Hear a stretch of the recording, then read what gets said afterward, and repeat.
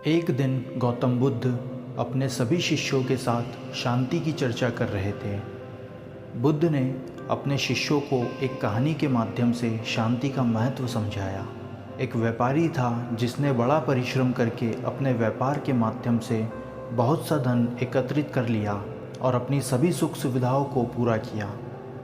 व्यापारी ने अपने और अपने परिवार के लिए बड़े बड़े आलीशान मकान बनवाए, जिसमें परिवार की सेवा करने के लिए नौकर चाकर भी थे। व्यापारी और उसका पूरा परिवार बेहद खुश था। परंतु कुछ समय बाद उस व्यापारी की मानो किस्मत ही बदल गई। व्यापार मंदा हो गया। धीरे धीरे व्यापारी के ऊपर कर्ज बढ़ता गया और एक दिन ऐसी नौबत आ गई कि उस व्यापारी को अपना व्यापार बंद करना पड़ गया। साथ ही साथ अधिक कर्ज के कारण उसकी सभी सुख सुविधाओं की वस्तु के साथ साथ अपना आलीशान मकान तक बेचना पड़ गया। एक ही पल में वह व्यापारी राजा से रंक बन गया और मजबूरन उसे अपने पुराने टूटे फूटे मकान में लौटना पड़ा। अब उस व्यापारी के पास कोई भी काम नहीं था और उसके बड़े व्यापारी होने के अहंकार ने उसे कोई दूसरा काम करने ना दिया। वह केवल अपने पुराने दिनों को याद करके रोया करता था और हर पल परेशान रहता था। पूरे परिवार की हालत खराब हो चुकी थी। हर दिन 2 वक्त का खाना भी उनके लिए मुश्किल सा हो गया था। एक दिन वह एक साधु के पास गया और उन्हें अपने जीवन का दुख दर्द बताया और सहायता मांगने लगा।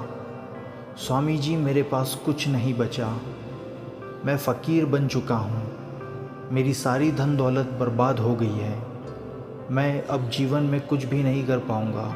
सब कुछ समाप्त हो गया है। मेरे जीवन में अशांति के सिवा और कुछ नहीं है। साधु ने उस व्यापारी से प्रश्न किया, जब तुम्हारे पास इतनी धन दौलत नहीं थी तब तुम क्या करते थे?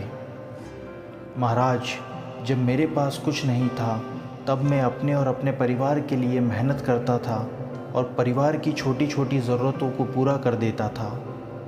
स्वामी जी ने कहा, तुम्हारे हाथ पैर अभी भी सुरक्षित हैं और तुम वृद्ध भी नहीं हो।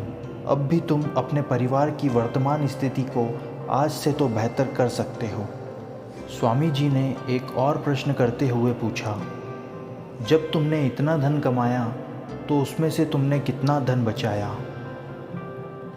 व्यापारी ने उत्तर दिया, स्वामी जी, मैंने दूसरों को दिखाने के लिए और अपनी शान बनाने के लिए व्यर्थ का धन खर्च किया।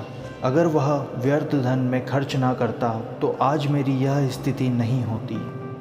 स्वामी जी ने कहा, तुम्हें अपनी गलती का आभास हो चुका है। जीवन में संयम और शांति से किए गए कार्य ही पूर्ण होते हैं। इसलिए तुम्हें सुखी जीवन जीने के लिए धैर्य, शांति और संयम की आवश्यकता है। तभी तुम अपने जीवन को बेहतर तरह से जी पाओगे।